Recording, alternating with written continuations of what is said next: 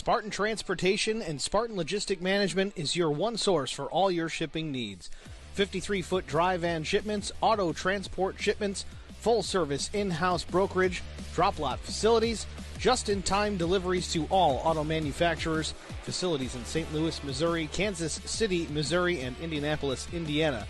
Spartan Logistics LLC, proud sponsor of the IROC Series, Kyle Steffens UMP Modified and Silver Crown Driver, and Gordy Gundaker, World of Outlaws Late Model. Visit us at spartan-logistics.net or find us on Facebook.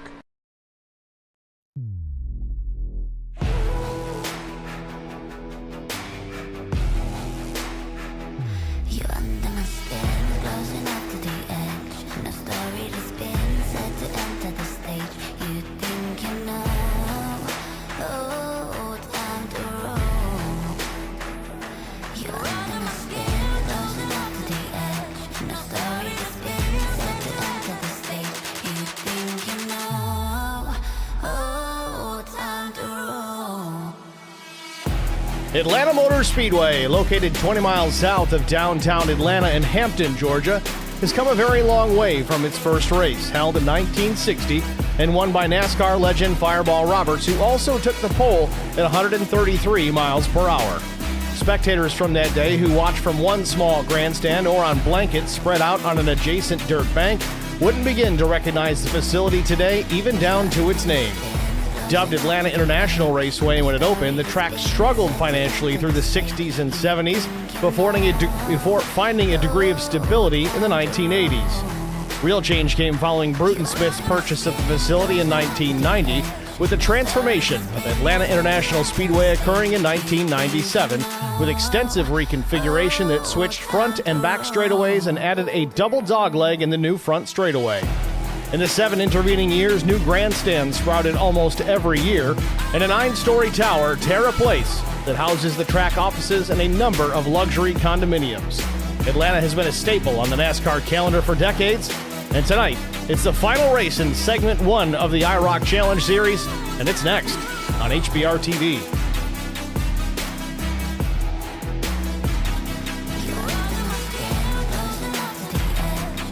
Good evening, everyone. Welcome to Atlanta Motor Speedway, the virtual Atlanta Motor Speedway in Hampton, Georgia, for the final race of segment number 1 of the IROC Challenge Series. Race details for tonight: 100 laps the race distance, 65-degree ambient temperature, 20% humidity, clear skies, rather breezy with a 14-mile-an-hour breeze.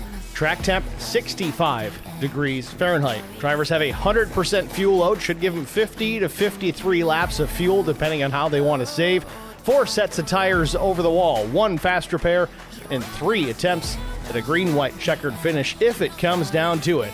Practice just about wrapped up here at the Speedway. Actually, warm-up just about wrapped up. 2 minutes remain. Qualifying already in the books. Fast times in the warm-up session right now. Mike Cook, a 29.53. Brandon Mefford right on his tail with also a 29.53. Again, we're going to extend that out to the thousandths place. Pretty accurate, pretty close times here at the top of the board. Chris Wally, 3rd. Benefill, 4th. 45. Todd Kleek, 5th fast. Not everybody taking to the track in the warm-up session. Some drivers likely taking some time maybe to hit the bathroom quick, maybe grab a new drink for the race, grab a quick snack before we get underway.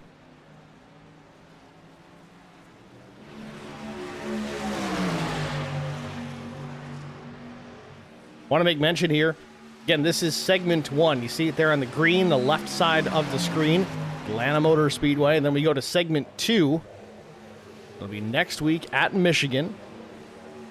That'll be in the Xfinity car, so we're going to be dropping the trucks for the next 10 races. Michigan, Bristol, Kentucky, Phoenix, Watkins Glen, Dover, Talladega, Homestead, Miami Speedway, and then Nashville to close it out in the end of January. Then we'll go to the Cup Series, and then we jump into the playoffs where things get mixed up quite a bit. Trucks, Xfinity Cup, back and forth, things change quite a bit.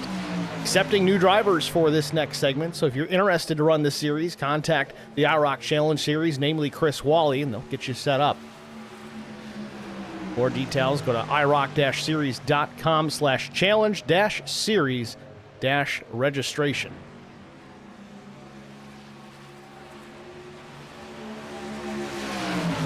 30 seconds or so left in the session. Drafting practice, final drafting practice underway.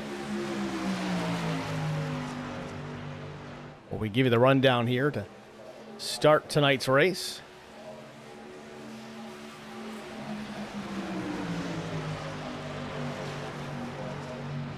Got a mile and a half here at Atlanta Motor Speedway. This is the most recent scan of this facility, but it does continue to age in real life. Real curious to see if this track becomes more abrasive, a little bit slicker as time goes on. Does iRacing scan it again? Does it take it away from being a draft-style track back to its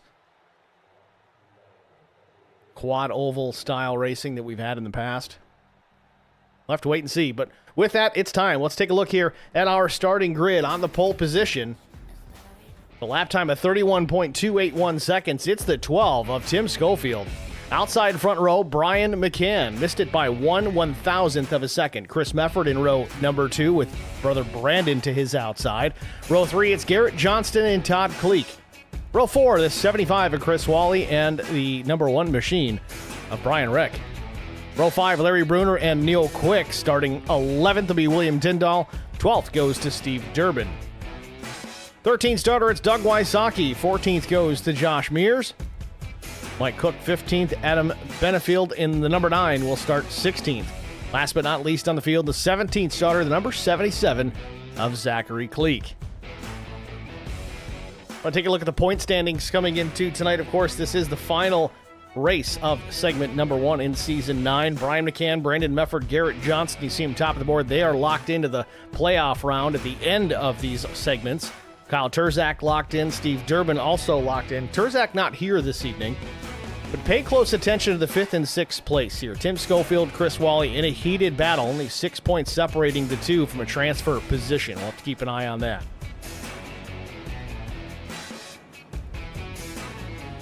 Field beginning to roll off pit lane. Be green flag racing the next time by.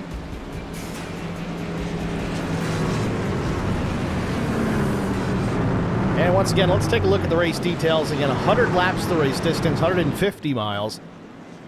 Air temperature, 65 degrees Fahrenheit, 20% humidity, clear skies, breezy at 14 miles per hour, 65% track temperature, 65 degrees Fahrenheit track temperature, 100% fuel load, 4 sets of tires, 1 fast repair, 3 green-white checkers, and a partridge in a pear tree. Tim Schofield from the pole, leading the field through turns 3 and then 4.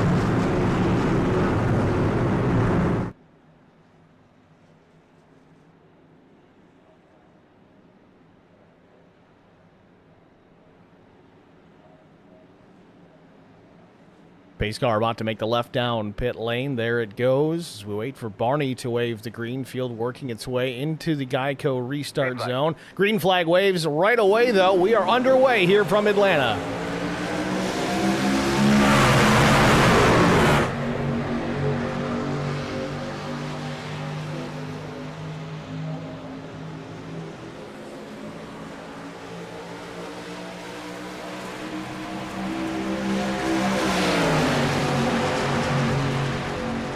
Field down the back straightaway. Schofield with a nose out in front. Into turn 3.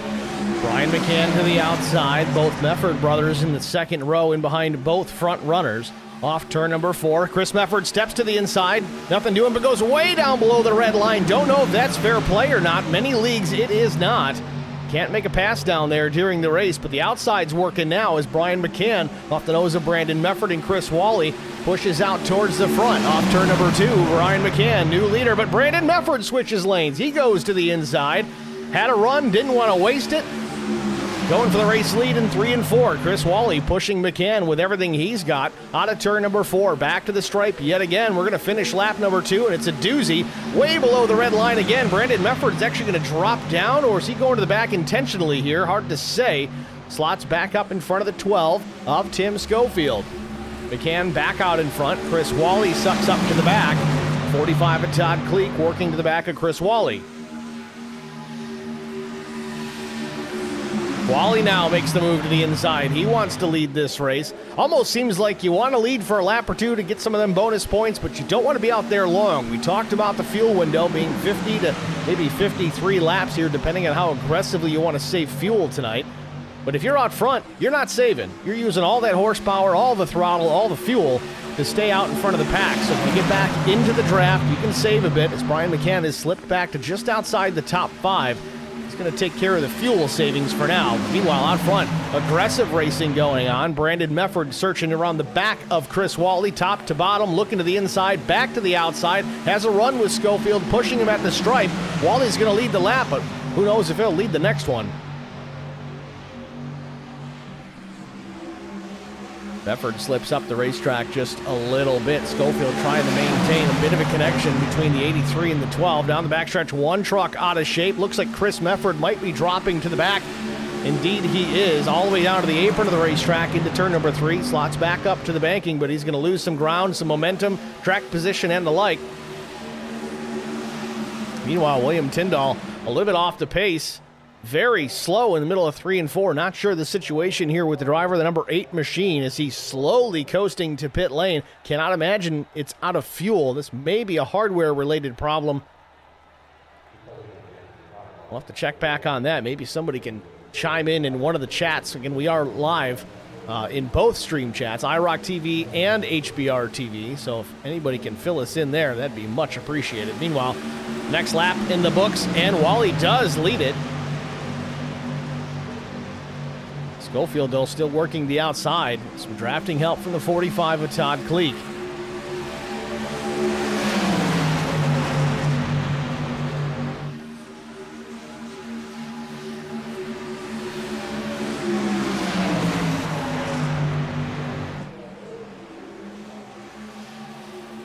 Out of turn number 4, yet again, Wally with the lead, but Mefford drops it way to the bottom of the racetrack again. Man, I really thought that was off limits, but Mefford way to the bottom of the racetrack in turns 1 and 2. I don't know if that was intentional or not, but man, he's having a whale of a time trying to hang onto the truck, dirt tracking it off at turn number 2 on the apron of the racetrack. He saves it, but goes all the way to the back. He better hustle here. He's going to need to try and catch the draft quickly here, or he's going to be out to lunch before this one's over. Mefford doing a great job to hang on to the truck. Not sure what happened there. He took a hard left off turn number 4, seemingly intentional to get a little bit of a shortcut on the race leaders to try and get to that race lead, but it didn't pan out. Wasn't able to get back up to the banking until really the exit of turn number 2. Did a whale of a job just to keep the truck going straight down the track. Meanwhile, Chris and Brandon Mefford both, the last 2 cars, last 2 trucks that is, on the lead lap, running 15th and 16th. As William Tyndall has retired his vehicle as he sits in the pit lane after going down a few laps right off the get-go.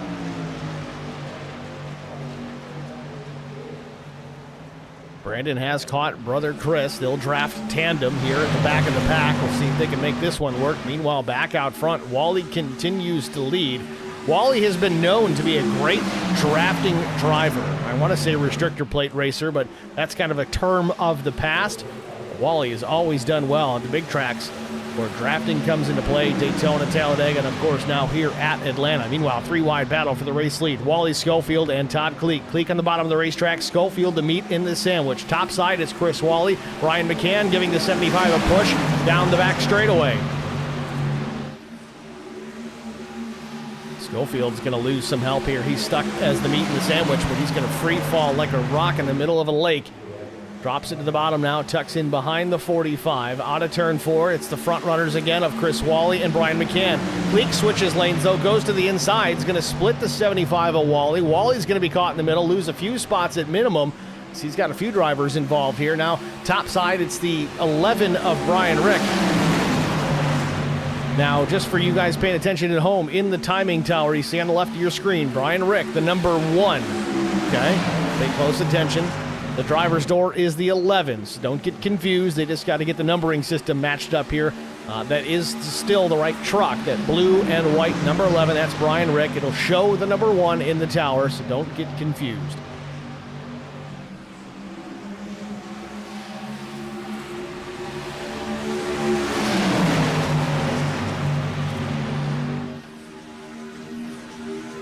well. Brian McCann back to the race lead. Garrett Johnston back into this picture in the number 15. He runs behind the three. On the low side, it's Todd Kleek and Tim Schofield. Schofield just won't go away. Dropped back, worked his way back to the front. Using that draft to his benefit. Now the 45 of Todd Kleek puts a nose out in front. Keeps it to the bottom of the racetrack. The number 45, the F-150 there to the inside of Brian McCann. McCann, the red, white, and blue, number 3 top side with the teal and black machine of Garrett Johnston pushing. Off turn 4, back into the dog leg for lap 15. It goes up on the board, and Kleek still leads.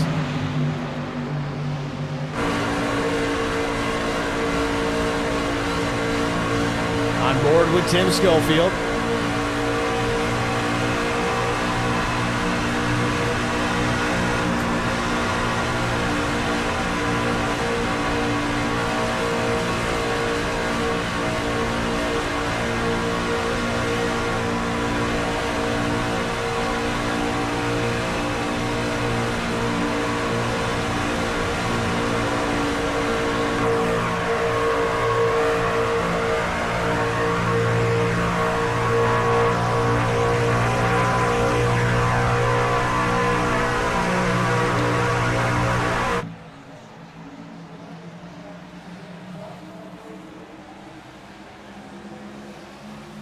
I want to say things seemingly settled down here at the front of the field, but as soon as I bring that up, things are going to come unraveled.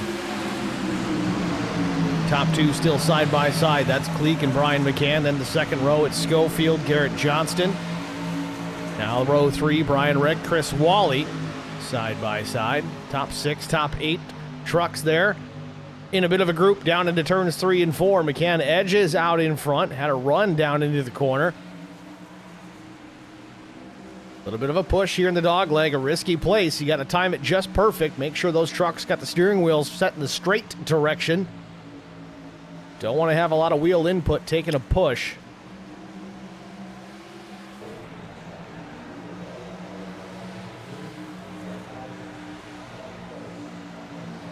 Schofield with a push on Kleek into turn 3. Gives him a bit of an edge down to the inside of Garrett Johnston. Sends him up alongside Brian McCann. Dips the left sides on the red line off turn number 4. Back to the stripe. McCann still leads.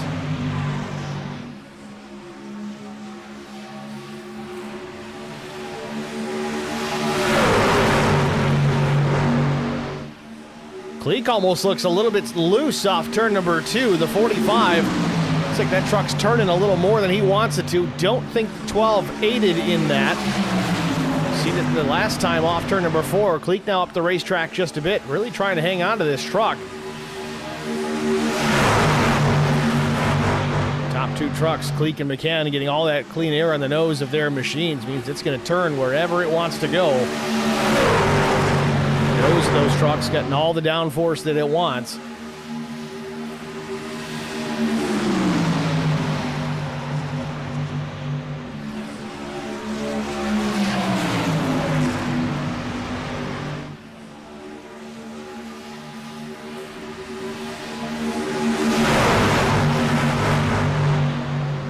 Laps go up on the board here at Atlanta Motor Speedway. It's been a back and forth battle lately here between Brian McCann and Todd Kleek. Chris Wally led some laps as he runs back in the 5th position. Tim Schofield as well. He runs there in the 4th position.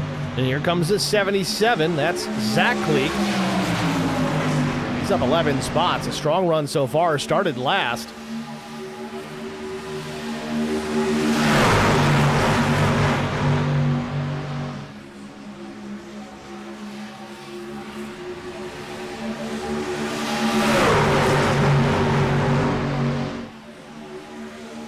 '77 takes a look to the inside on Schofield. Not enough help to get it done right now, but he's looking for room to get by the 12. Wants to get up there to draft with the number 45 of Todd Kleek.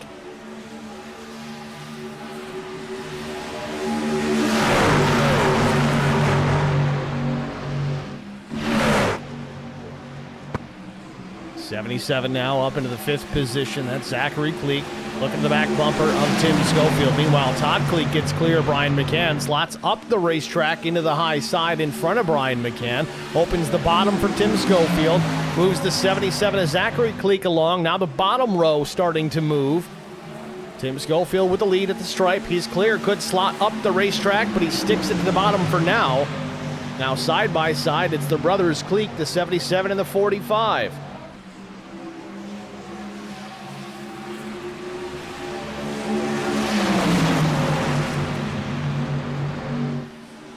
Back and forth, the race lead exchanging hands down the back straightaway into turns 3 and 4. Todd Cleek up the racetrack. Brian McCann right on the tailgate of the 45 as they run out of turn number 4. Across the stripe, lap 25 goes up on the board. We might see a yellow at the immediate completion of this lap. I know we have been known to throw one stage break in this series, in this segment, typically around this lap. We'll see if that remains to be the case.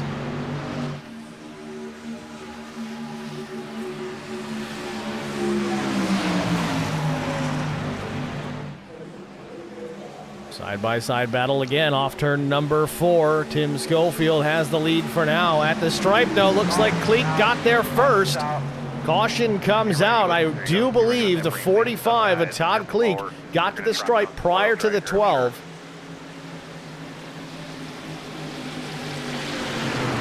So there it is, our one and only stage break and completion of lap 25. It appeared that Schofield may have been beaten to the line, but that may not be the case. That pass for the lead may have come just past start-finish. So it looks like the 12 is the race leader, and there comes the pace car just drifting through 3 and 4.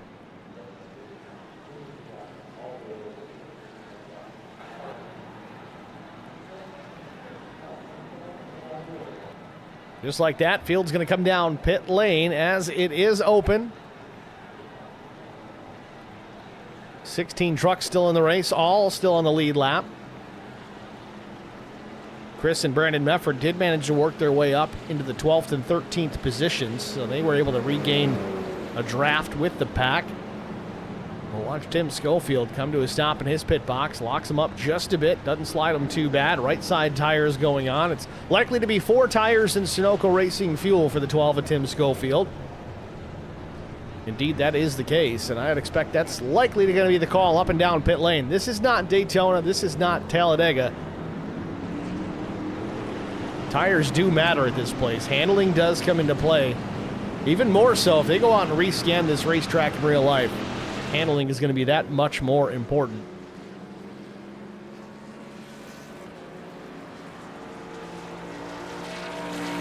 So pit stops complete. Looks like everybody took an opportunity here. 4 tires and fuel. A couple of drivers, Chris and Brandon Mefford, both opting for a little bit of damage repair. Didn't appear that they had too much terrible going on. Trucks look pretty good to me.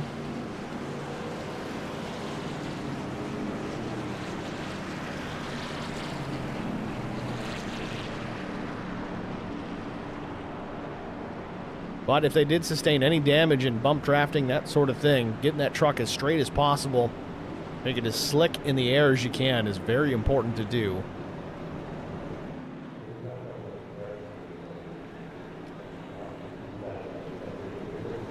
So we'll do a bit of a rundown here. Tim Schofield, the leader. Then it's Brian McCann, Todd Cleek, Garrett Johnston, Adam Benefield. That's the top 5. Doug Wysocki runs 6th. Zachary Cleek 7th, Brian Rick 8th, Steve Durbin is 9th, 10th is the 36 of Mears, Larry Bruner 11th, Neil Quick 12th, Chris Wally back to 13th, Brandon Mefford 14th, 15th is Chris Mefford, Mike Cook 16th, last car on the lead lap, and 17th is William Tyndall, and I believe he is officially out of this race.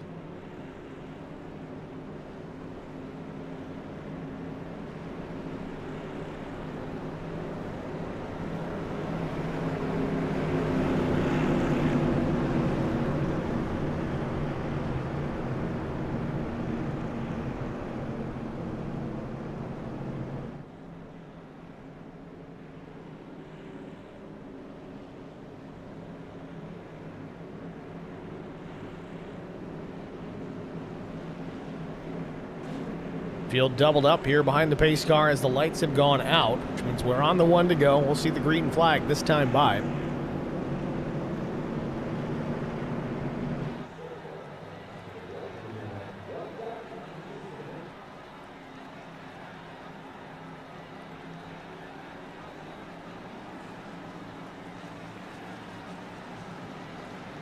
Pace car heads to pit road.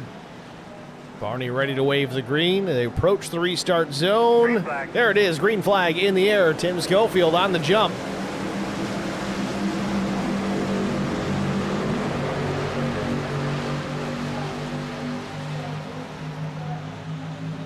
Schofield out to a 2.5 truck length advantage over the 3 of Brian McCann. McCann will draft up to the back bumper of the 12 out of turn number 2. Schofield goes to the bottom, trying to break that draft just a bit, but will it be enough? Into turn number 3, though, Schofield still has the top spot. McCann had the energy, but didn't have a lot of push from behind. You see the top 5 there in the frame off turn number 4. Here comes the 9 of Adam Benefield, looking to the outside of Garrett Johnston with no drafting help, but he's working the side draft up in turn 1 and 2.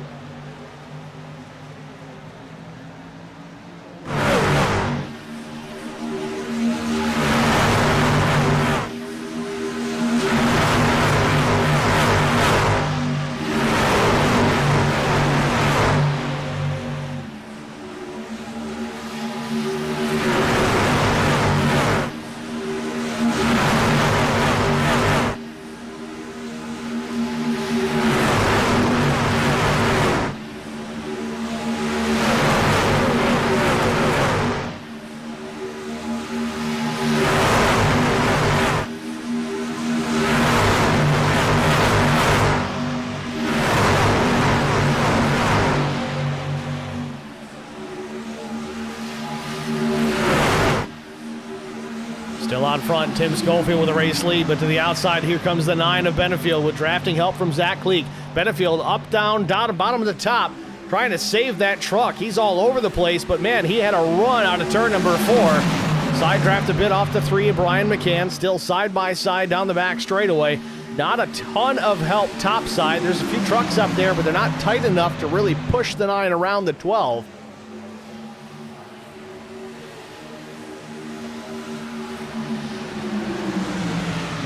Still watching the 9, quickly changing lanes, bottom to top.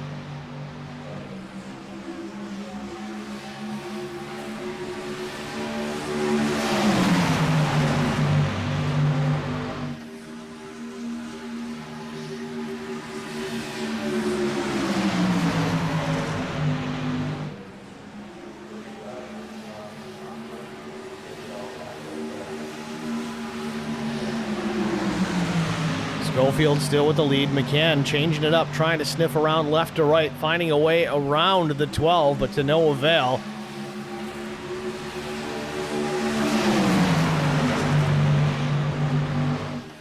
Brian McCann without his usual dancing partners. He's got 45 of Todd Cleek there. He's been a front runner tonight for sure, but you know the 45 trying to find a way to get in touch, get working together with the 77 of Zachary Cleek if he can.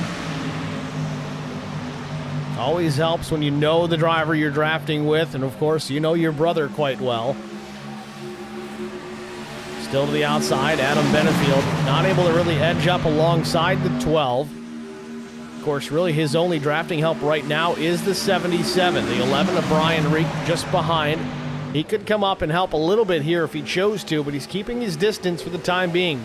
Might not like what he's seeing with the 9. A little tail happy in that bed of that truck.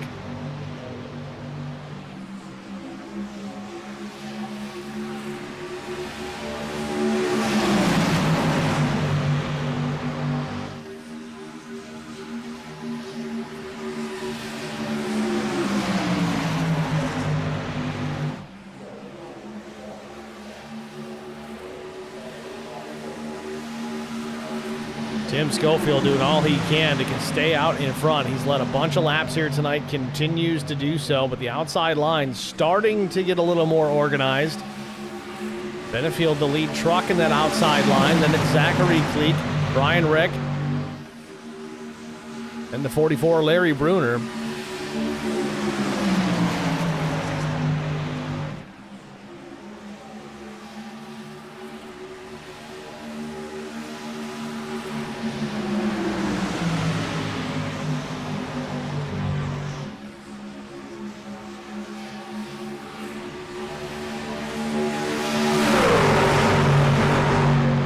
to watch the 9 of Adam Benefield on the outside trying to get something done, but that truck just does not seem stable in the corners. Very difficult to hold his line, bouncing up and down the racetrack. Still a fast truck. On board with Tim Schofield.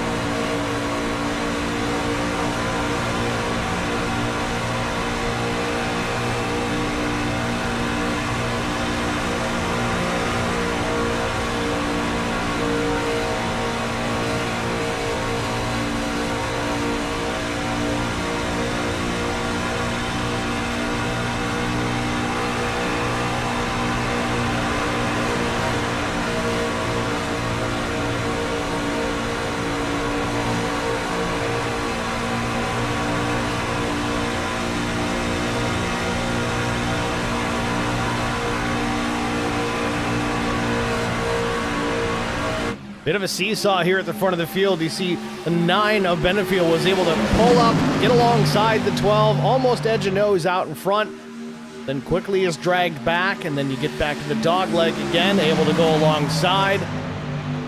Hence the seesaw back and forth between these two here at the front of the field. Coming to the line, it'll be lap 42 to go up on the board. Approaching halfway, and these drivers made their pit stops here at lap 26. Figured again about between 50 to 54 laps being the fuel window. We'll see who does what. If we manage to stay green to get a set of green flag stops, that would certainly stretch this field out a bit, get some good drivers strung out. The way they're running right now, I don't know that we make it that far without at least another caution. Oh, real loose off turn number 4. There it was. It was close. We almost had it right there. Zachary Kleek pushing the 9 out of turn number 4. Got him a little crossed up. Both drivers managed to hang on. Still, they continue to battle here inside the top 5.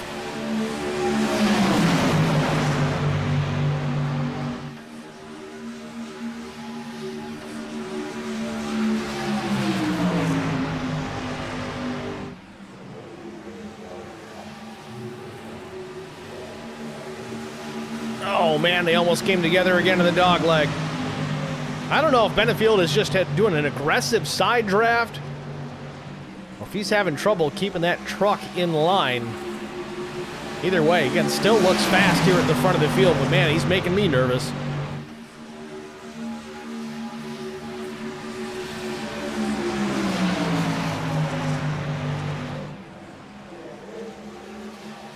It's just going to take poor timing out of one driver to cause a melee here at the front of the field. The 12 goes up the track just a hair more than normal as the 9 comes down a little more than normal, or in this case, even the 3. I think a lot of these drivers will be glad that they got a faster pair. Hopefully it doesn't come to that, but man, it's certainly making me a little apprehensive here at the front of the field. You see Tim comes up to track just a little bit.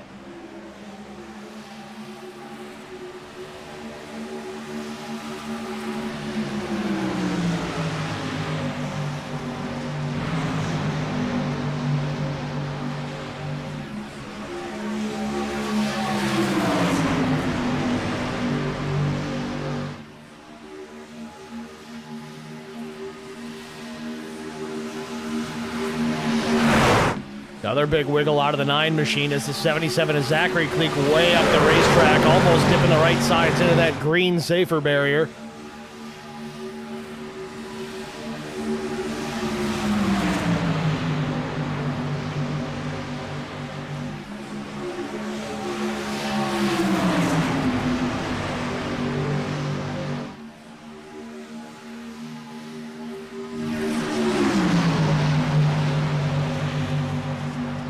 Tim Schofield losing the nose of the truck again. This is what we're starting to be concerned with. Tim's getting so hot into that corner, but he can't really arc it in because he's got a truck to his outside. The problem is the nose is not sticking. Starting to wear the right front, I would assume, here on the 12. So he does continue to slide on the track, and he does it again. Getting closer and closer to the outside machine of Adam Benefield in that number 9 Toyota. Benefield taking the race lead just for a moment. Not quite clear, but Zachary Kleek being a little more aggressive with his pushes. Oh, a little bit of contact in the dog leg. Lap 49 up on the board, almost halfway here at Atlanta, and a great battle still ongoing here at the front of the field.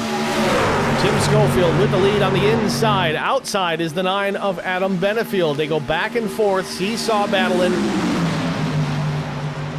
One gets an edge, then the other one takes it away, and it just continues lap after lap after lap, and there it is! That's what we were afraid of. The 12 up the racetrack in front of the 9, gets right hooked and into the fence hard. Schofield trying to get it righted as he's shedding sheet metal here on the dogleg. As we get to halfway, the caution is out. Now, the interesting thing is these guys make a pit stop here. Schofield's still not out of this. He's able to drive away, thankfully, and I would assume he still has a faster pair, so he should be good to go. Plus, we're all within the fuel window to make it to the end. Let's take a peek at this as it happened. Oh, man. You know, I've been a race fan all my life, and watching these replays, even though I know it's a sim, we've all seen this. If you've been watching NASCAR for more than a handful of years, you have seen this wreck happen before. Watch it right here. It's hard to tell if Tim comes up just a hair or if the 9 come down. Either way, ends in a massive hit for both drivers. The 9 almost goes up on its lid.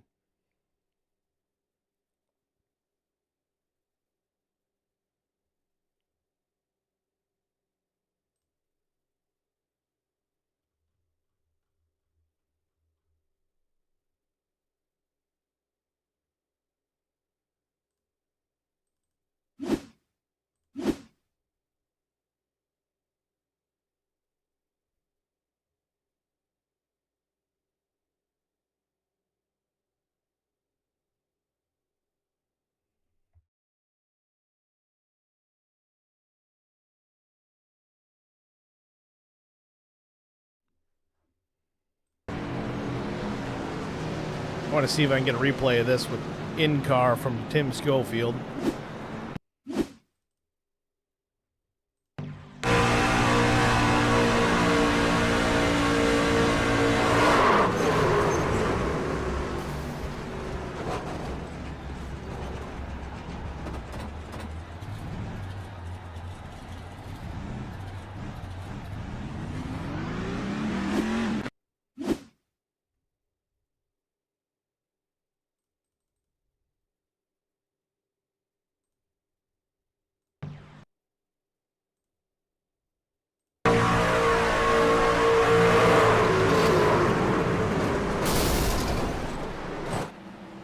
I think Benefield might be out of this. We heard a major failure on the 9 after that impact.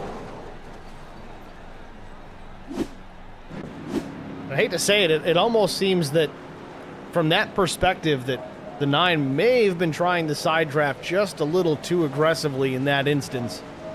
And we got lots of racing left here, about 49 laps to be specific.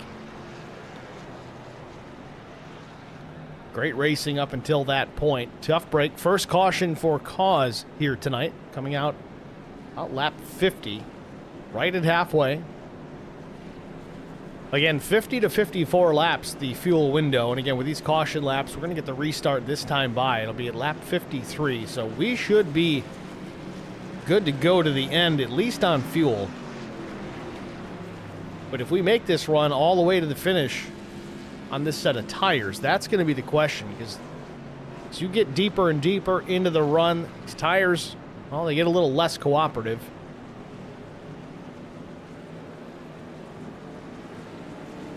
Again, that may have played a part in what we just saw a moment ago with Schofield and the 9. Again, we mentioned it a bunch. Tim was getting into the corner decently, but usually about mid-corner, about the apex, he would start to slide up the racetrack slightly.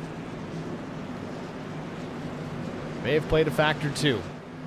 Here we go, coming to green here. Lap 53 will go up on the board. McCann's going to lead him back to the stripe, and Neil Quick to the outside, or no. Neil Quick running in the second position. 45 of Todd Cleek was to the outside, but hung back considerably, just didn't come up to speed. Garrett Johnston now pushing the 45, trying to get him moving.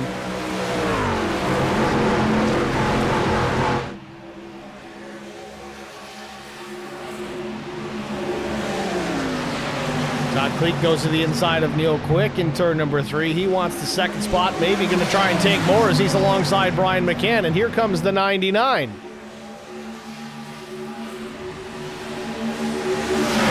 Not sure who is in the number 99. It says it's the 36, I believe. That's Joshua Mears. So another number mismatch, but in case you're wondering, it is indeed the 36 in timing and scoring, the 99 on the racetrack.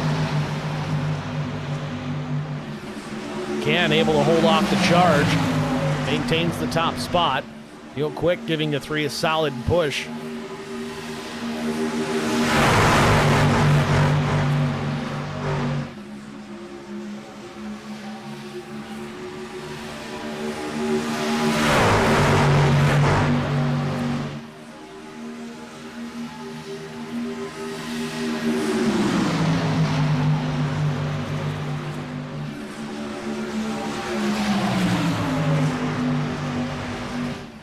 .55 laps in the books as they cross the stripe. Brian McCann continues to lead the 45, and Todd Cleek showing a lot of strength here this afternoon. He's maintaining his position within the top 5 and now going back to the whip, trying to take over the top spot from Brian McCann. They're out of turn number 2. Neil Quick pushing the 3 down the back straightaway. Todd Cleek hoping for a push from the 99 truck, and he got it down into turn number 3. Mears backs off just a bit.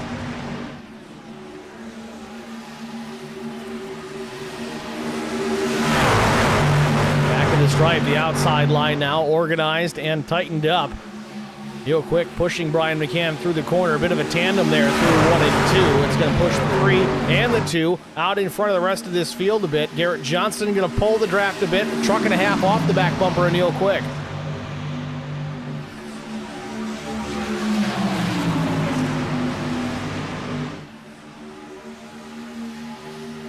.58 laps complete here from Atlanta Motor Speedway. We're going to step aside and get our one and only HBR TV side-by-side break out of the way. Stay with us. You won't miss a moment of the action. We'll be back after this. I met Marcos Garza when we were doing radiothons for St. Jude Children's Research Hospital. We needed sponsors to help us raise money, and he's always the first one to jump in. I would describe Marcos and his team as upstanding, someone you can trust, and he is just a genuine guy. Marcos has been very generous. He has a genuine concern for people. You need somebody that cares about you. And that's what Marcos is, and that's pretty much what this firm is. The Garza Law Firm. Let us help.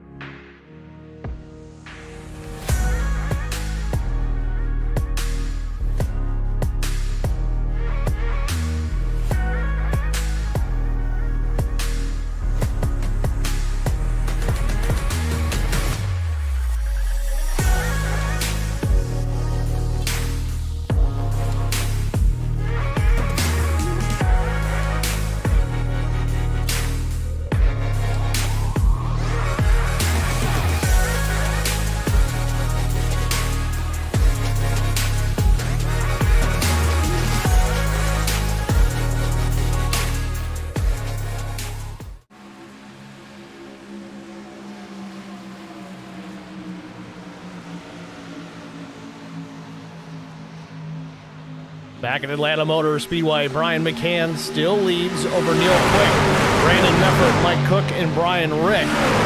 65 laps just about complete here as they work into the dogleg. Brandon Meffert quietly working his way back through the field. Remember, he slipped back to the back of the pack, was working with the 46 of Chris Meffert after the fact, worked his way through, drafted back up towards the front. Chris Meffert, however, back in the 7th position, not far back, just one truck between him and his brother.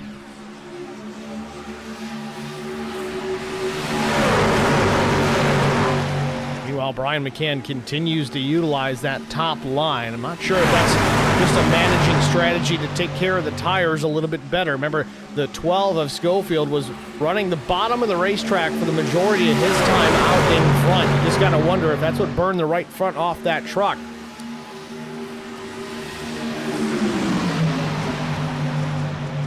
Meanwhile, speaking of Schofield, he runs back in the 13th position after that crash. He's got Chris Wally to the tailgate of the 12 as they work out of turn number 4. This might have changed the strategy for the 12. Just kind of ride back there, wait for something chaotic to happen. Some of these drivers will not have a faster pair, maybe gain some track position by way of an accident.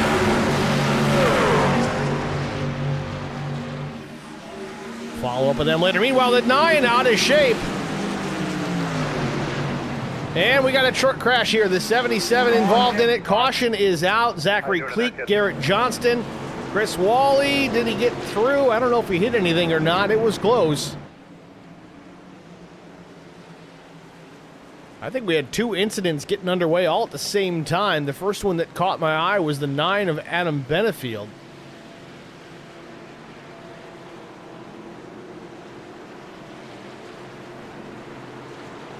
See if we can find it here.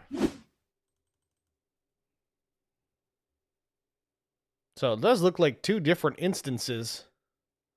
Well, watch the 9 here. This is off turn number 2 a moment ago. Oh, the 11, it looks like Brian Rick, or was that the 46? Can't tell. I think that's the 46. Yeah, 46 goes up, hits the wall. I don't know if that was off the nose of Johnston or not. Either way, those 2 come together. I think Adam Benefield's move was just trying to take evasive action, get to the inside, and avoid the chaos. Then Zachary Cleek gets into the back of the 15 machine. And then Johnston, from that impact, trying to save it. Cleek gets into him again. Then here comes Mears. He gets into the 77 of Cleek. Tim Schofield may come in and get a big piece of this as well. Yes, he does. Brian Rick just threading the needle, getting through that.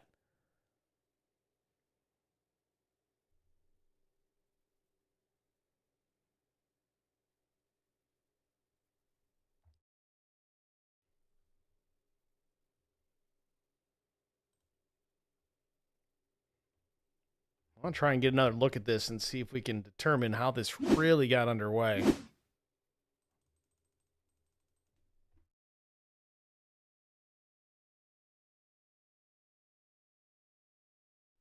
So let's watch the 46 here.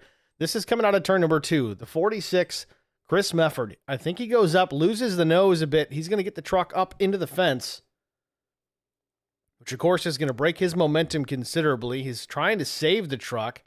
Checks up a bit, a little bit of a tank slap. He's going to hit the wall again, and this is where Johnston's going to get into him. And this is really where this all kicks off. Meffert loses the TV panel on the back of the truck. And there you see Cleek just driving in the back of Johnston.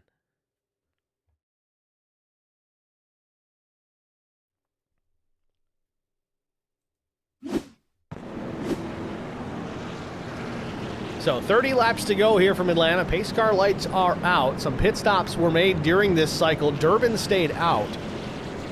Just about everybody else, though, came down to pit. Brian McCann, Meffert, Cleek, Wysocki,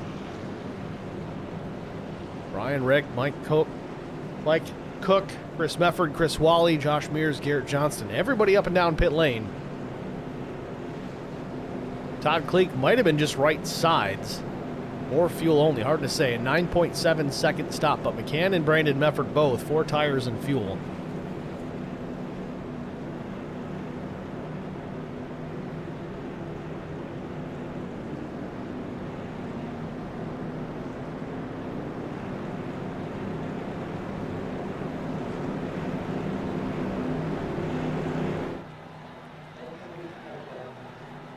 Sun continues to set here at Atlanta. Lights are on.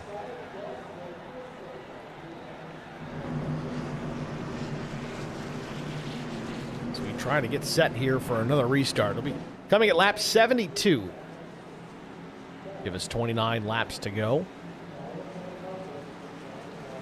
Pace car makes the left turn. Green flag. Green back in the air. Durbin on the gas. McCann with a quick reaction as well. He's got the momentum already along the outside of the 42.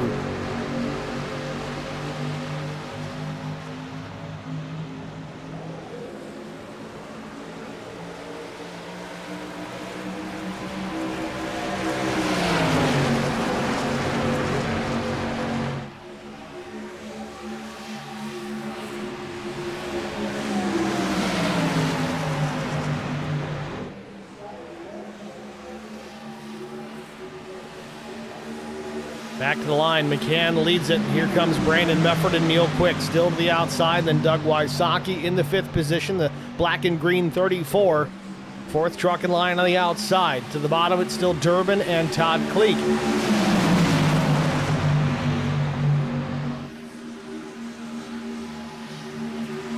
Move for position here. Neil Quick to the inside of Brandon Mefford. Takes the 2nd spot, and he wants more. Off turn number 4. Neil Quick charging out in front, looking for the race lead.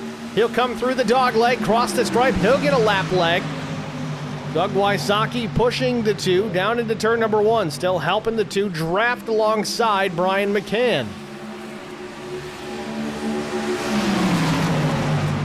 Steve Durbin out of shape, jumps down below the red line in the back straightaway, just trying to get checked out here, trying to tuck back in, pull the draft instead of being in the hornet's nest that is drafting here at Atlanta.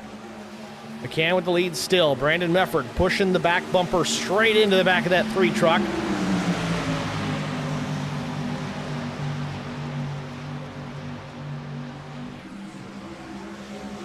And Benefield with a big run as he closes the gap on Garrett Johnston. Benefield running 14th, though not on the lead lap. If we were to get another caution, though, he would get that lucky dog as long as he wasn't part of it. Time will tell as we're coming to 25 laps to go, and we got a battle for the lead again. Quick, way to the bottom of the racetrack. Loses a ton of momentum in doing so. May even open the door for Wysocki. No, slams it shut on the 34. Out front still, top 2, McCann and Mefford.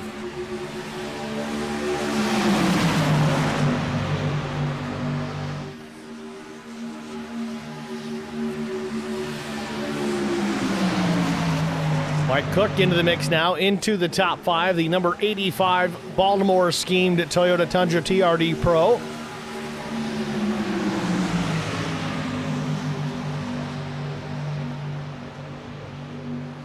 Ryan Rick up the racetrack, and the blue and white number 11 almost scrapes the wall yet again. Still shown in the 6th position. The 45 of Todd Kleek in 7th to the inside. Kleek, a powerhouse here tonight, was running mostly top 3 for the majority of the evening. Runs just outside the top 5 for the time being, but likely to be a factor before this one is out. Back to the stripe. McCann leads it side by side for the 2nd spot. It's Neil Quick and Brandon Mefford.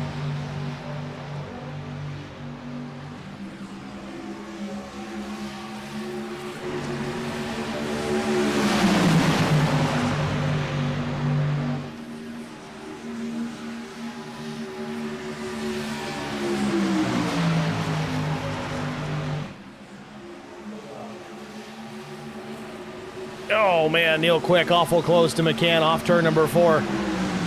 2 trying to drag the 3 back with a little side draft himself, but in the meantime he wasn't paying attention to the 34 Wysocki. They're 3 wide for the 2nd spot. Wysocki in the bottom, Quick in the middle, Brandon Mefford up top. Down the back straightaway, they're going to all 3 drag race down the back straightaway. Quick leaning on the door of the 83, now they're in 3. 3 wide battle for the lead as Wysocki edges out in front. Lap truck just ahead, Zachary Kleek. Slide job from Wysocki in front of McCann. Quickly gets out of the way. We got a truck out of shape. Todd Kleek, but he saves it. Unbelievable save by the 45 of Todd Kleek. How did he do that? Unbelievable. Still out front now, Neil Quick, Doug Wysocki, Brian McCann. Things have switched up here a bit at the front of the field as Zachary Cleek in the 77 going down another lap. I thought for sure the 45 was going up the racetrack and in front of traffic. Managed to hang on to it. Everybody avoided. Todd Cleek maintains his position inside the top 10. Meanwhile, Doug Wysocki still to the inside, trying to take the race lead back from Neil Quick. Looks like he's got it done, but stays in his lane. Down the backstretch, still to the inside. Outside line starting to move again. Now drafting help from the 77. So Cleek is a lap down, make it 4 laps down. He can still push, he can still draft, he can help out that 34 if he wants. In turn, it's going to help his brother, the 45 of Todd Cleek, draft up as well. Still the battle for the race lead. It's Wysocki and Quick. With less than 19 laps to go, they're off turn number 2.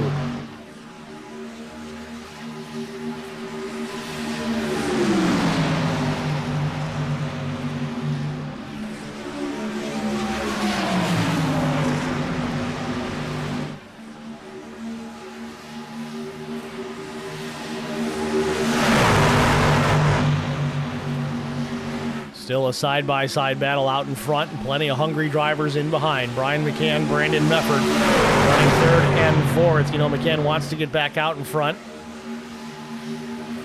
Still, seesaw battle, and we saw this earlier with some other drivers. Now it's more of the same. Wysocki in the green 34 to the inside. Neil Quick up top, and the Rusty Wallace throwback. Zachary Cleek pushing the 34, a little aggressive considering his position. I know he's trying to help. Don't want to push that 34 too far up the racetrack.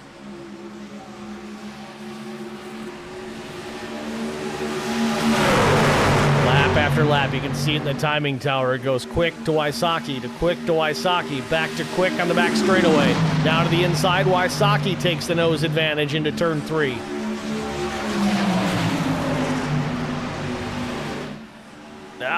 Doug had a chance, didn't take it all the way, and he's going to open himself up. Now the 77 is going to pull the 45 alongside. Oh, Zachary Cleek making contact with a lead lap truck here as they work through turns 1 and 2.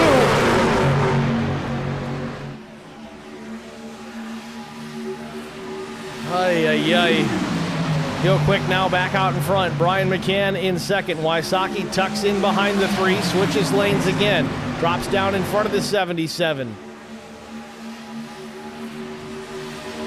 At the stripe, 15 to go. Neil Quick still out in front.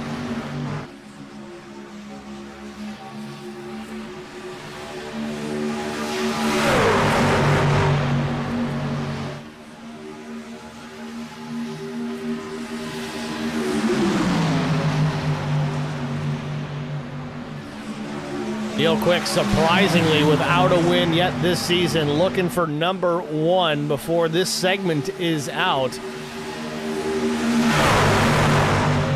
Not really the type of racing that Neil Quick really loves and enjoys, but man, he certainly has gotten better at it over the years.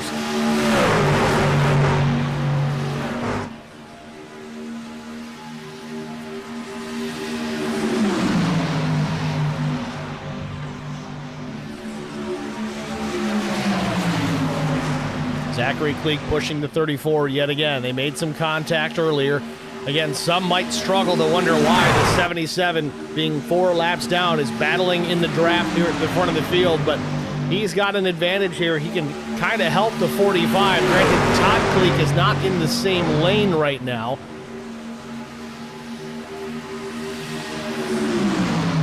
As the driver of that 77, you just don't want to be the reason for a crash up here.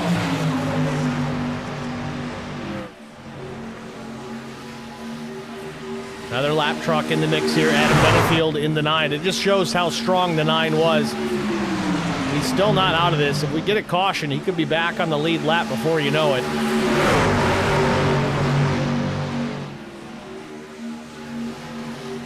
Eleven and a half laps to go. Neil Quick still the leader. Second runs Doug Wysocki. Then Brian McCann. Then Brandon Mefford. Todd Cleek running in the 5th position in the number 45. We got a couple of lap trucks in the mix, the 77 and the 9. The 77 is Zachary Cleek, 4 laps down. Adam Benefield, 1 lap down.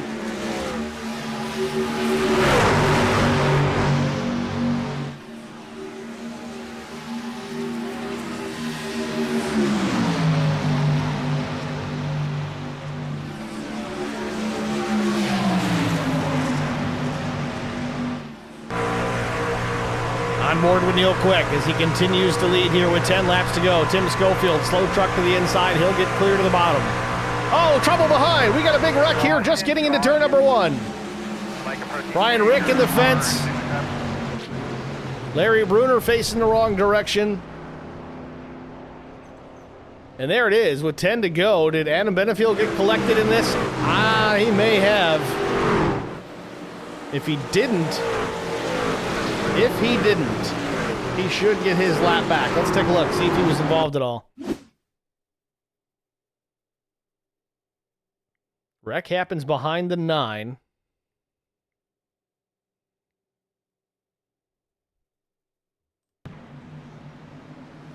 I think Adam Benefield is going to get a lap back here. You see the 77 drop down low. This obviously is not the wreck itself, but I wanted to cover the 9 here to see if he's going to get back on the lead lap as the lucky dog. We'll take a look at it yet again. See Larry Bruner here. It looks like, is it Mike Cook? Yeah, it was Mike Cook. Got up the racetrack on the exit, I think, of turn 4. No, this was the exit of the dog leg. Watch the 85 truck.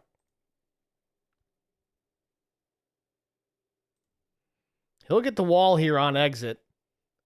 He lifts right before trying to keep it out of the wall, but it jacks everybody up in behind. Chris Wally goes to avoid. He clips Larry Bruner, sends both trucks in the path of the 85.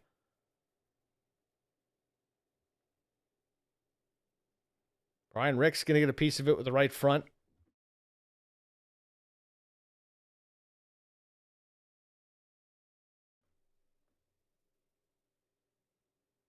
Wally takes a couple of hard shots.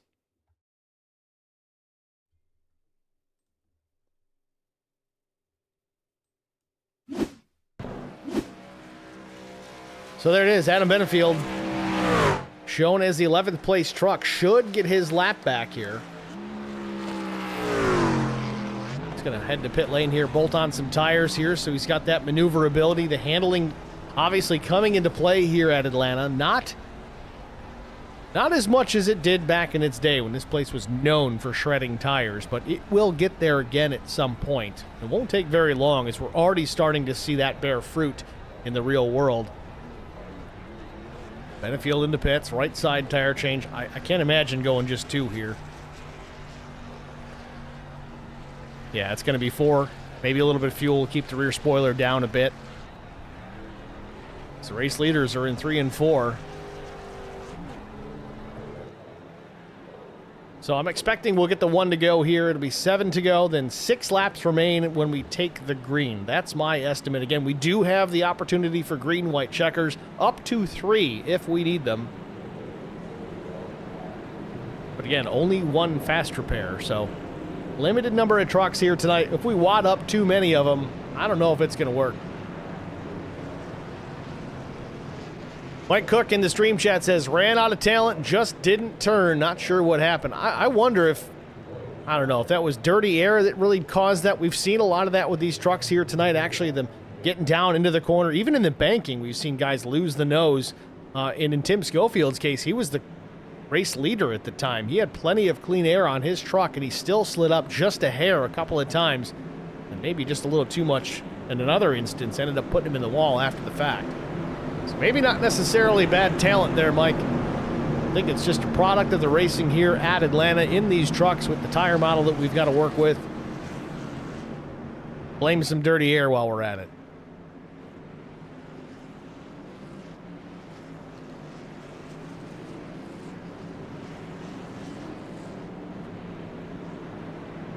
So as you see it, pace car lights have gone out. Starting to get doubled up here, if not already, for the restart with 6 laps to go. To settle things here from Atlanta. Front row is going to be Brian McCann, Neil Quick. I believe Neil is the race leader. I think he opted for the high side here.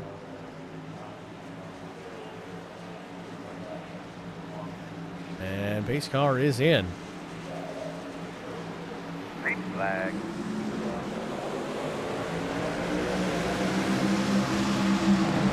Quick and McCann fired about the same time, but Doug Wysocki, a couple of truck lengths off the back bumper of the 3s. They worked down into turns 1 and 2.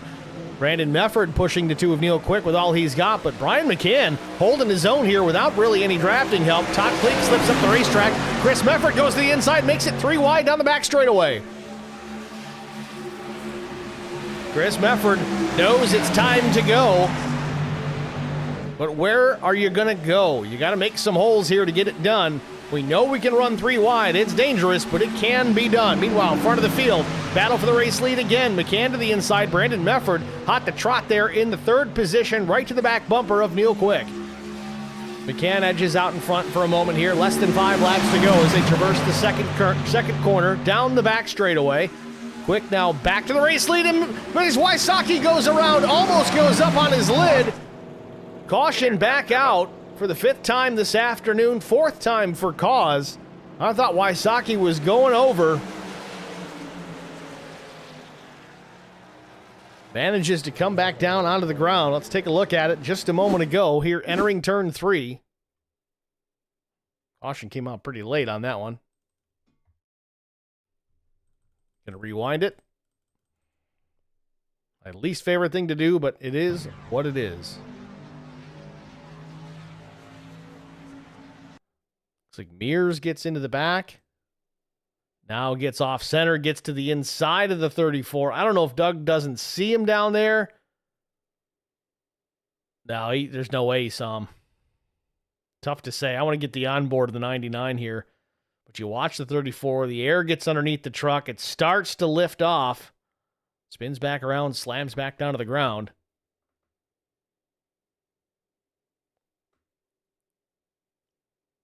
Doug's going to get a big piece of the wall there. Tough break for the 34. He's having a strong night.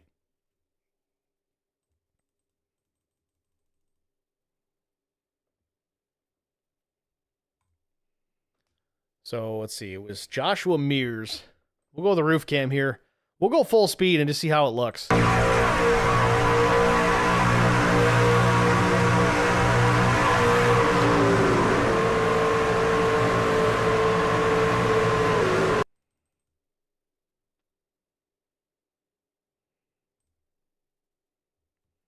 Gives him a big bump here off of 2. Gets to the inside, and he's just hugging that red line because he doesn't want to make the pass below the red line. Doug tries to either go to the inside to either block or make a move on the 3, and of course, Mears is there.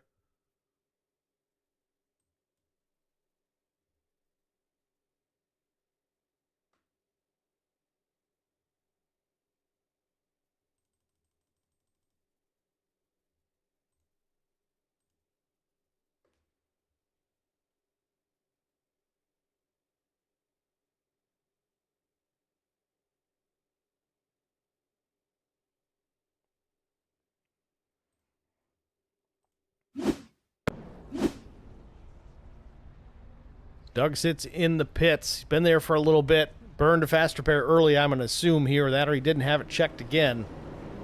So his chances at winning this quickly going out the window as he's now down a lap. Lights are off on the pace car. So this does put us into our first attempt at a green-white checkered finish. Lap 98 just beginning. So we'll get the restart at lap 99. Everybody should still be good on fuel. The oldest pit stops are lap 69. So with a 50 minimum, 50 lap fuel window, these guys are plenty to the good for even a few green-white checkers if we end up needing them. Front row is going to be Quick, McCann, and Brandon Mefford, Garrett Johnston, Chris Mefford, and Josh Mears.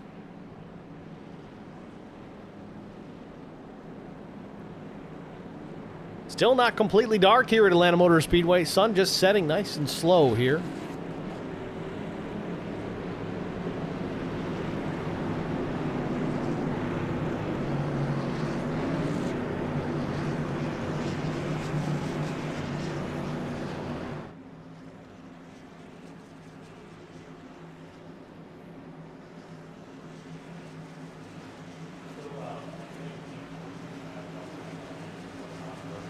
Pace car heads to pit road for the final time, hopefully here at Atlanta. Barney with the green.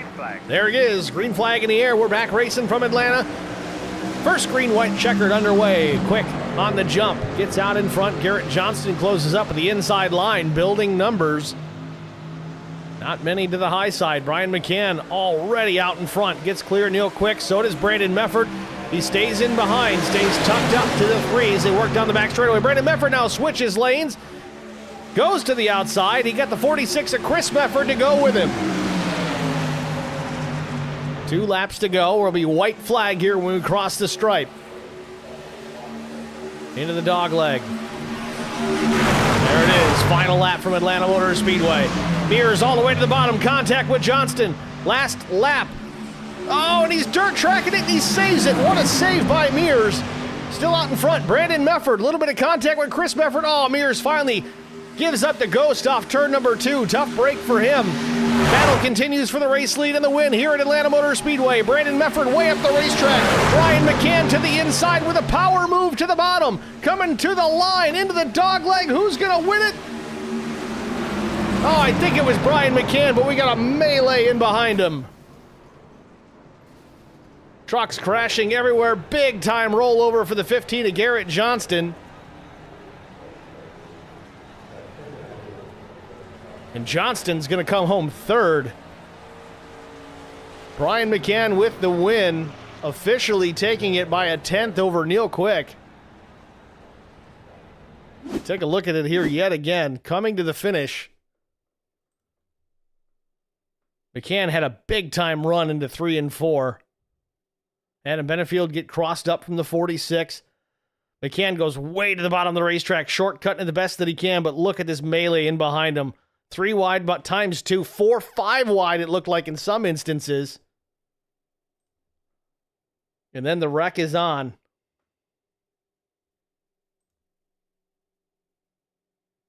Barrel roll by the 15.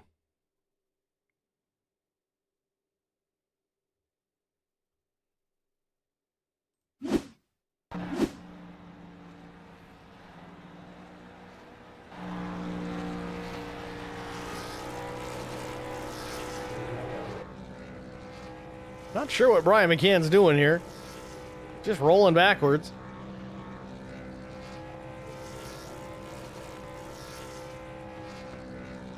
It looks like he's laying rubber, but I don't see any smoke.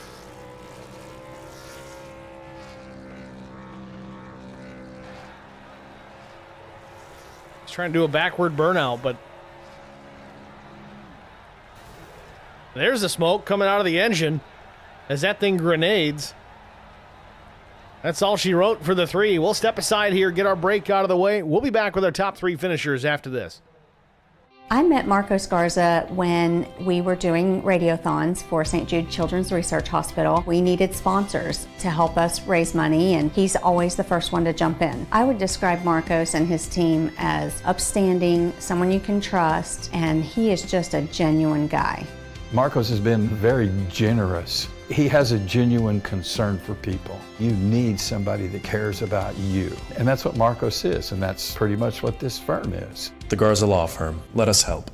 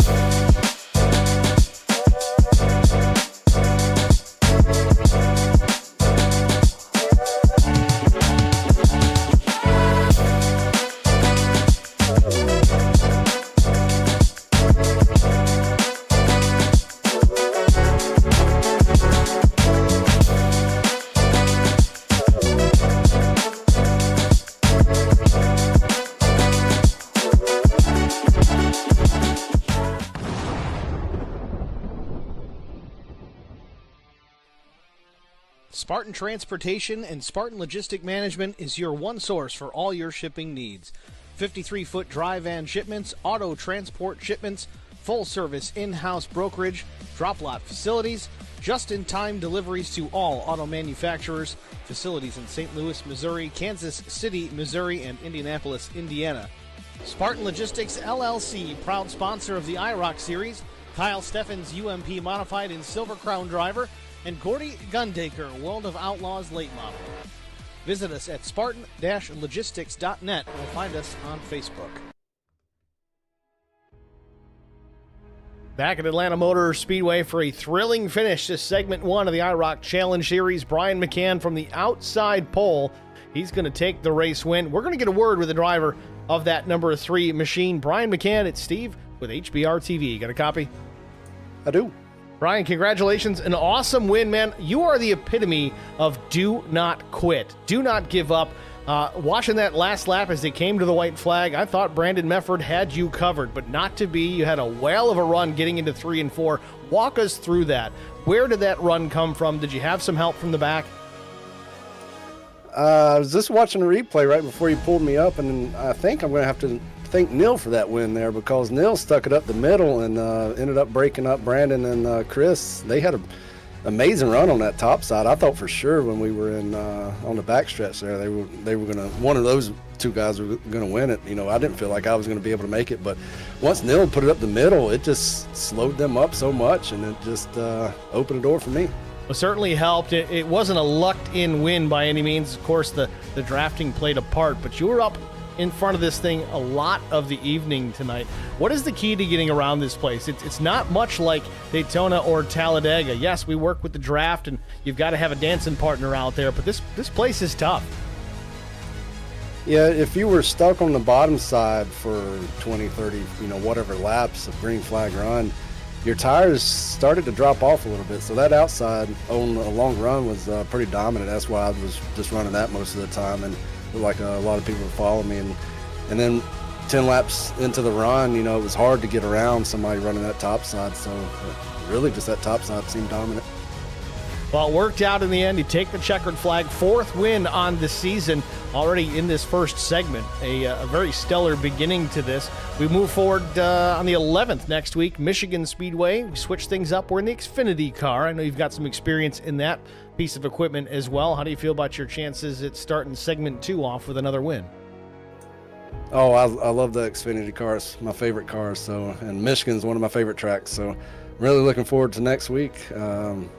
Just do what we've been doing, I guess. Go out there and just try to save a tire and try not to get involved in a wreck. Well, we look forward to it, Brian. Again, congratulations. Race win number 4. Who do you want to thank? My family, you for doing the broadcast, Chris Wally, and everybody who helps out with this league, including the sponsors, drivers for showing up, and everybody watching tonight. Thank you.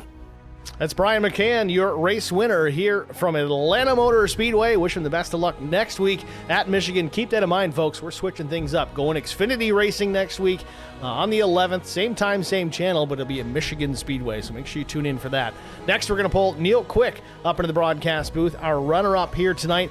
Neil had some time out here at the front this evening. Not his favorite type of racing by any means, but man, every time we see him, he's out in the front late in these races. Neil, it's Steve in the booth. You got me? Yeah, I got you, Steve. Neil, congratulations. I know you're dejected. Second place sucks. It's not your favorite place to finish, but you had a strong run here late, of course. Little strategy early on, riding out in the back, trying to avoid the BS and not get collected in somebody else's problem, but you were there at the end. What has been the change for you on this style of racing that you've been able to be competitive here late in these races? Just trying to buy you time and have something at the end. I mean, the first 50, 60 laps, I just spent my time thinking how cool this would be to fill it with water and stock it with fish. I mean, you just ride around. And, I mean, honestly, you could put a TV or stereo in this thing and we'd be good for the first 60 or 80 laps just to race to the end. But you know what's coming at the end. You just have to go up there and race it and just give it all hell and try to finish with all 4 wheels to the ground. You know what I mean? Well, with that said, obviously, I know you don't like this place. We switch it up here next week. We go to Michigan Speedway, different race car altogether, running the Xfinity car. Number one, are we going to see you there next week? And if so, how do you feel about your chances for a solid run out in the Irish Hills? Yeah, absolutely. Love that place, and looking forward to switching over to the Xfinity car. And yeah, you'll definitely see me in the front next week. We'll give it hell and be up there and see if we can dethrone Brian there. Certainly looking forward to it, Neil. Got to pick up that first win of the season, but who do you want to shout out to before I let you go? All the admin, Chris Wally, Brian, Rick, everybody that puts on the league and puts money and effort into it. You guys with the broadcast, Steve, do a great job. Wouldn't be out there without you guys every weekend. So it's awesome. And then just the family allowing me to have time to come out here and do this on Monday evenings. As much as I might sound like I don't like racing like tonight and some of these restriction plate tracks, it's still a good time to get to race with the guys and enjoy it. Well, Neil, nice job again. Runner-up finish here at Atlanta. Thanks for chatting with us. Good luck next week. Thanks, Steve. Appreciate it. Neil Quick, your runner-up here at Atlanta Motor Speedway. Next, we're going to talk to Garrett Johnston. We'll pull the driver of the number 15 up in the broadcast booth. Hopefully he's cleared concussion protocol after that wild ride after start-finish. Garrett, it's Steve in the booth. You got us? Yeah, I got you. Garrett, congratulations, man. A top 3 finish here to wrap this one up, and a whale of a ride into turn number 1. Big-time barrel roll at the finish. Walk us through that final lap. Obviously, you started in the 5th position at the beginning of this race, but you were a contender most of this evening. Brought it home 3rd, but then a crazy wreck at the finish. Walk us through it. Yeah, like you said, we hung around up front most of the race and just kind of tried to stay out of trouble. But obviously, as you saw, that's not always possible. But made our way back up, and even on old tires, kind of hung up there with the leaders and tried to give it a go at the very end. But regardless, got a good push there and came home 3rd. I think we got beat by like 5/1000ths of a second by Neil there. So, but I'll take 3rd. Already locked in, so. Just doing it for the fun of it right now till next season starts. Yeah, but there after the start finish line, all I could think, all that came to mind was, "Yep, I'm flying through the air right now." Well, very good. As far as the tires that you talked about being out there on old rubber, what was the handling characteristics as those tires aged? It seemed that a lot of the drivers, at least that were kind of married to that bottom line, were losing the right front a bit through the corners. They were sliding up a bit, even with clean air. What was your handling feeling like as those tires got older? Yeah, it gets a little tight, but honestly, it wasn't too bad. We definitely could have gone a full fuel run on one set of tires without issue. The real sketchiness came in after a couple heat cycles. After that, it's just crazy loose, and you're trying to hang on while also trying to be full throttle the entire way around on a tight track. So, but we managed. Chasing the tire wear throughout the course of the race is one thing, but next week we switch it up completely. We go to the Xfinity car instead of these trucks. What kind of adjustments are you going to need to make to run competitively out at Michigan in the Xfinity Series next week? Oh, I'm relieved. I love that car, and I hate these trucks. So it'll be a nice change of pace. Like I was just talking with Brian there. They're boats, but I still love them because it's all about how you drive them. These trucks are kind of just point and click, and most of the time wherever you want to go, they'll go until you burn the tires off of it. So these things you kind of got to be mindful and be ready for the longer runs and try not to burn your stuff up too soon. Kind of similar to like a Gen 4 car, just kind of being it for the long haul, and that's where I think I excel at, is the long runs where you don't have to push all at the end there. So hopefully it works out well for us, and hopefully we can make another shot at that season. Well, we certainly look forward to it, Garrett. Congratulations again. A solid top 3 finish here at Atlanta. Who do you want to thank before we let you go? Yeah, thanks to you, as always, for doing the broadcast. Thanks to Chris for putting the league on, and all the people that show up every week. It's always a lot of fun and makes the pain of Monday a little bit better. Thanks to all the sponsors for the league. Definitely couldn't do it all without them, and everyone watching at home, appreciate it, and hope you enjoy it as much as I do. So with that, we will see you next week. All right, Garrett, congratulations again. Thanks for chatting with us. Good luck next week. All right, thanks, Steve. It's Garrett Johnston, your 3rd place finisher here from Atlanta Motor Speedway.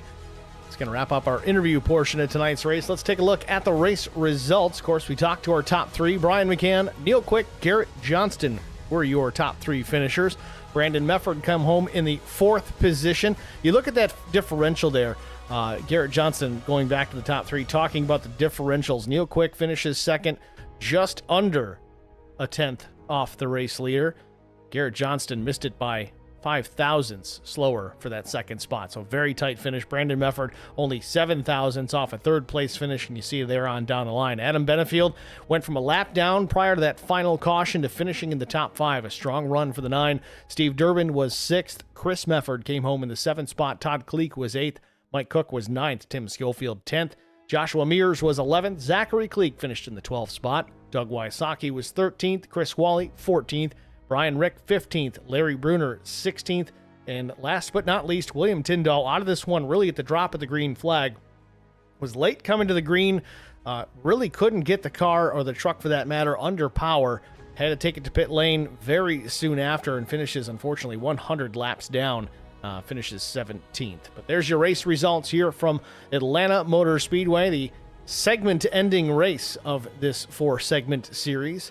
We move on to the Xfinity cars next week at Michigan Speedway. Again, same time, same channel, same everything, just a different race car and a different venue. So it should be fun to watch that race next week. Make sure you're here to watch it at HBR TV, youtube.com/@HBR TV1. Check us out there. Share it with your friends. If you didn't already click the like button here tonight, go ahead and hit the thumbs up. We do appreciate that. It's free to do and helps push the video out to wider audiences, get some fresh eyes on it, and hopefully some fresh drivers, as we are actively accepting new drivers for this series. Again, the schedule coming up, this is where we're at. We just finished Atlanta here. Today's the 4th. Next week, you see it there in the middle column of the screen. Season 9, Segment 2, Xfinity, Michigan, Bristol, Kentucky, Phoenix, Watkins Glen, Dover, Talladega, Homestead, and Nashville.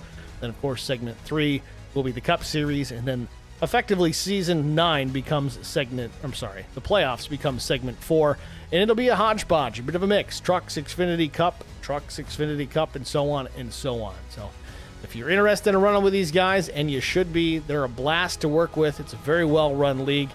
Check those guys out. Again, IROC-series.com/challenge-series-registration. If you want to go ahead and register and then touch base with Chris Wally in the Discord, they can get you all squared away through that website. Start there and work your way through.